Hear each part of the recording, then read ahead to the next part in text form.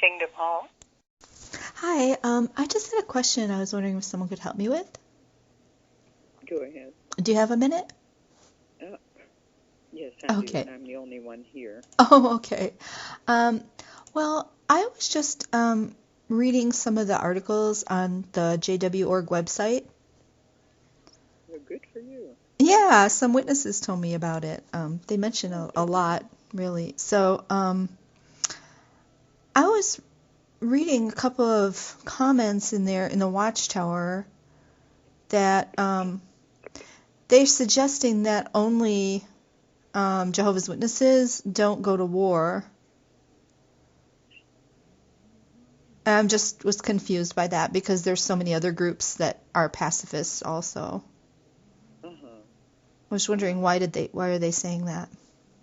Uh-huh. It says, And I'm not familiar with the statement other than in the Bible, Jesus said, and it was right before he died, when they were coming to arrest him, and one of his apostles took the sword and actually lopped off the ear of one of the Sanhedrin.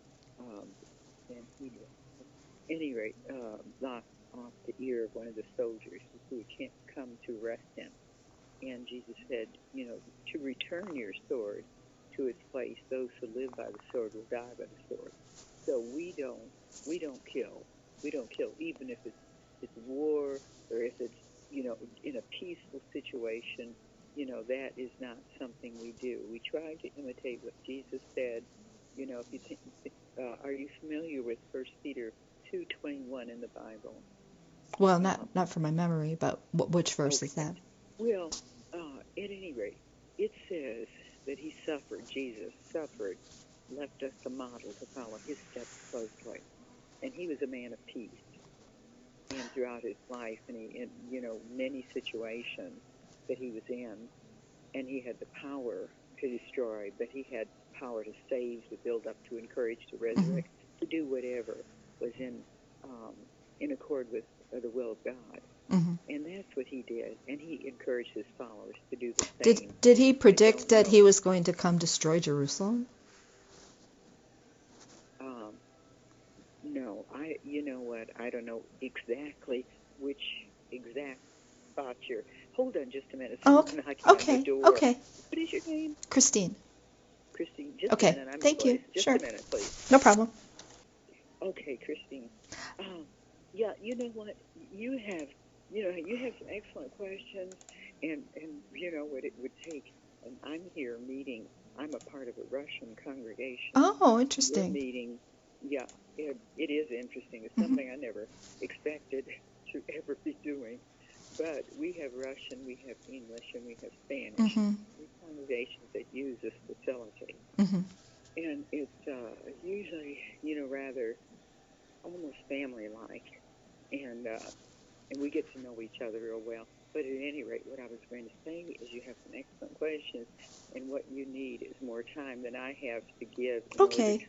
Well, you gave a long kind of discourse, but none of what you said was what I was really asking about. In their publications, both in Watchtower 1990, February 1st, and 1989, May 1st, they're saying that they're the only ones who don't take up weapons, etc. And I have quite a long list of groups that are pacifist, by their very foundation and their rules. So that's kind of, I feel like that's very misleading. Like they're kind of using that as a proof that they're the truth and etc. But it really doesn't, because then those other groups might be the truth too, Well, you know what? I think the issue might be at whose behest are we a peaceful people, and that's because of what I was mentioning about 1 Peter 2:21 and the example that Jesus always said and asked his followers to imitate.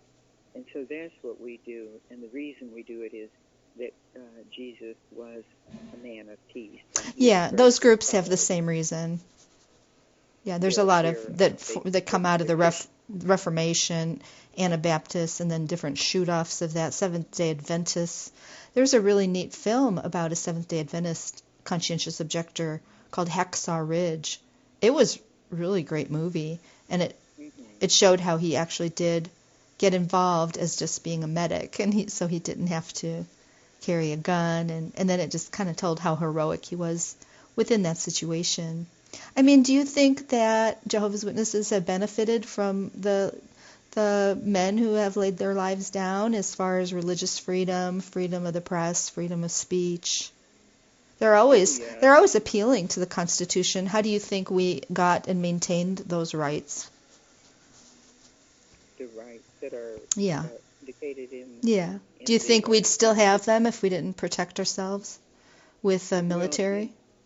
Well, you know, the fact that Jesus said his followers would be no part of the world and they would be people of peace, that's what we try to follow. But I was asking you a question that, even in the time of Hitler, who do you think liberated the Jehovah's Witnesses from the prison camps? Did they have any articles praising the soldiers for all the risks that they took, possibly laying down their lives fighting Hitler and then liberating Jehovah's Witnesses? I don't think they do. They liberated people, though, just en masse. Yeah, and they were soldiers out on the field. Right.